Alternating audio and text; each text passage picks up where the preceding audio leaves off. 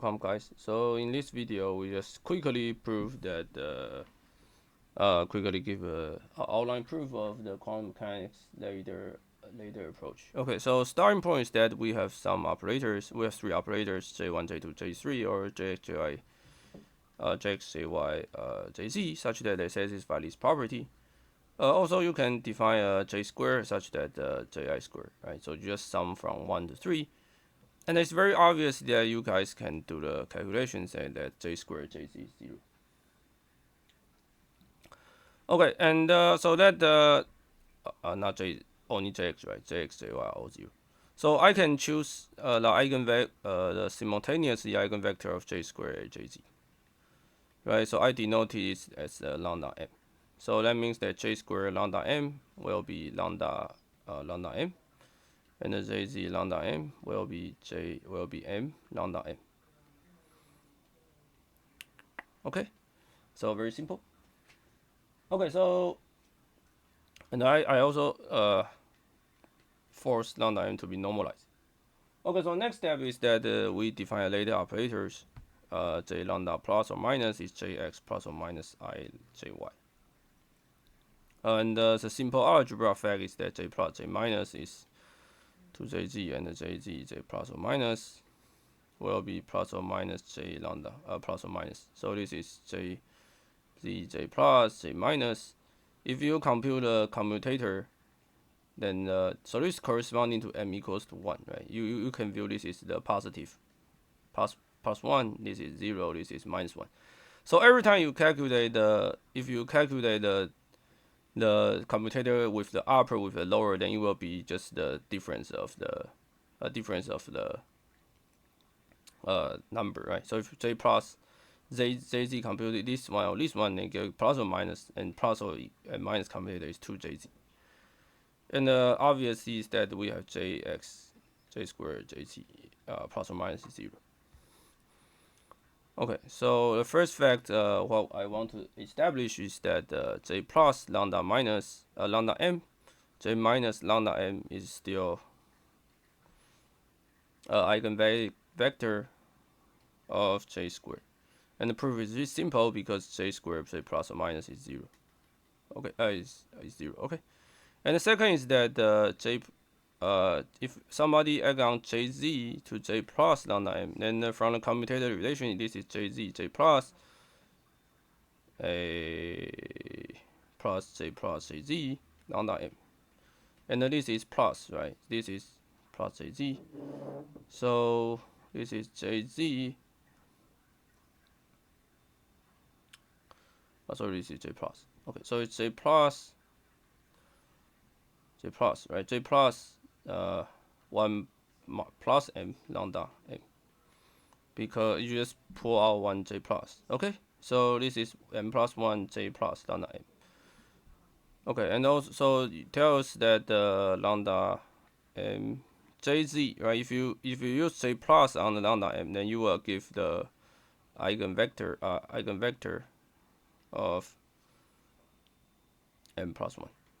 So that means Jz add on J plus 1 will be just the same thing, but there's m plus 1. Corresponding eigenvalue of m plus 1 and J minus lambda m will corresponding eigenvector of eigenvalue of m minus 1. And this one is the eigenvector of the Jz with m plus 1.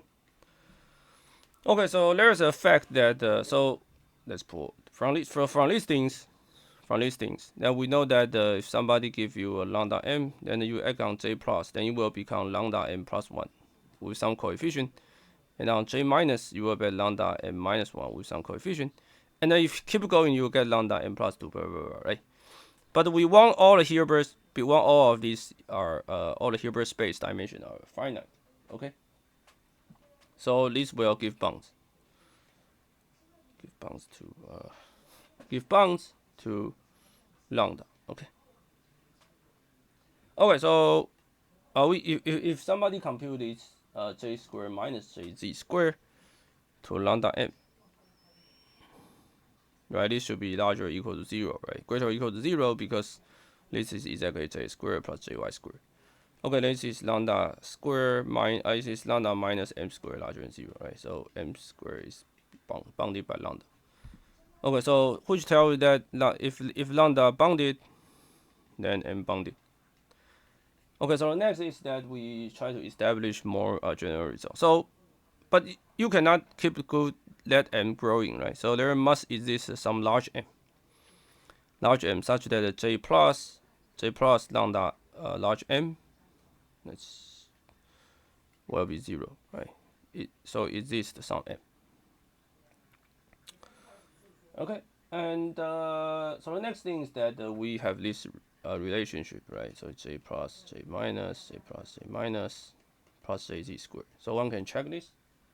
And if you use the commutator relationship and add this j squared on lambda m, then you can basically change this. You can change this. You will prove that if you will get this results is basically lambda minus j squared minus j. Maybe let's not use this. Okay, so let's step by step. So if you have j squared lambda m equals 0, so we have this. This relationship is the same as the previous relationship.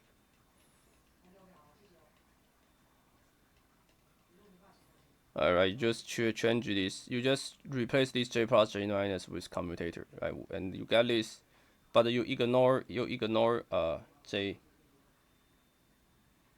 plus minus j plus term because this term will be 0. So j squared act on lambda n will looks like this. Okay, so which tell you that the j minus j plus act on lambda m will be 0, right? This is a definition, right? Because this is 0, j minus, and this is j squared minus jz squared minus jz, right? You just pull this, okay?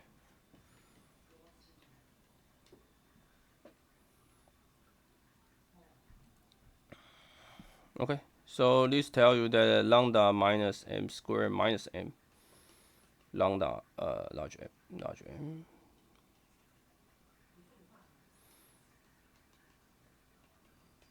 will be 0. So lambda is just m plus 1. Okay.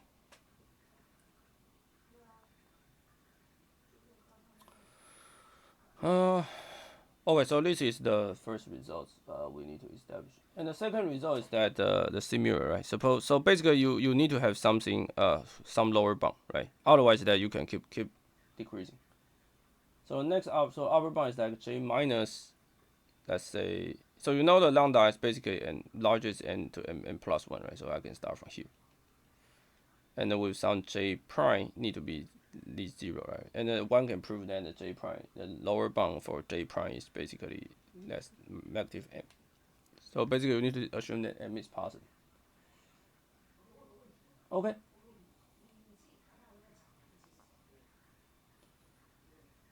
So now we denote jm as our basis.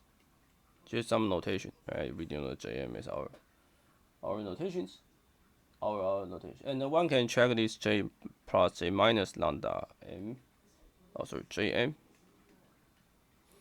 So just use our previous fact that you will get the j squared. You will get let's say, where is it?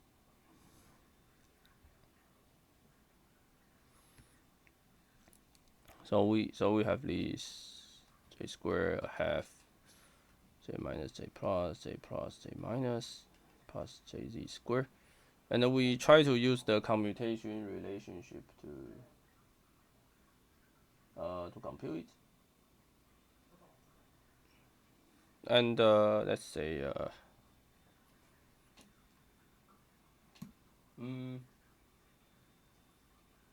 okay, so we use this j plus jz plus 1. Okay, so this term right can be just is a j squared jz plus 1 like on our jm. So this is j plus 1 minus m plus 1 lambda jm. Okay, and then you have the similar results for J plus J minus. Then you get the J plus 1 minus M and minus 1, I think, JM. And if you assume that J plus dagger is the same as the J minus, then vice versa, then basically you get JM, J plus JM, right? So this one now is the conjugate of this one. So basically J plus JM squared. So then you will denote this one is Jm plus 1 squared.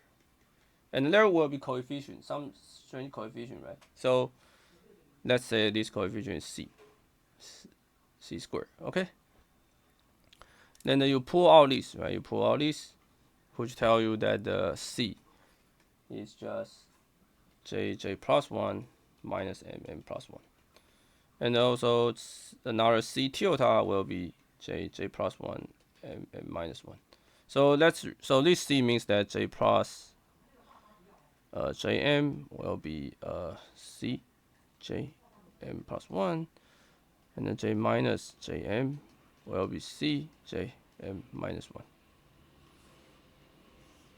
Okay, so from these results. Okay, so I think this is for the quantum mechanics. Basically, this is just actually we are just trying to find the rep of SU2. Okay, and actually we are trying to it should be small SU2. Okay, so small SU2 means the Lie algebra of small SU2. Okay, I will see you guys. So that's it, and I will see you guys in the next videos. Be sure to subscribe to my channel.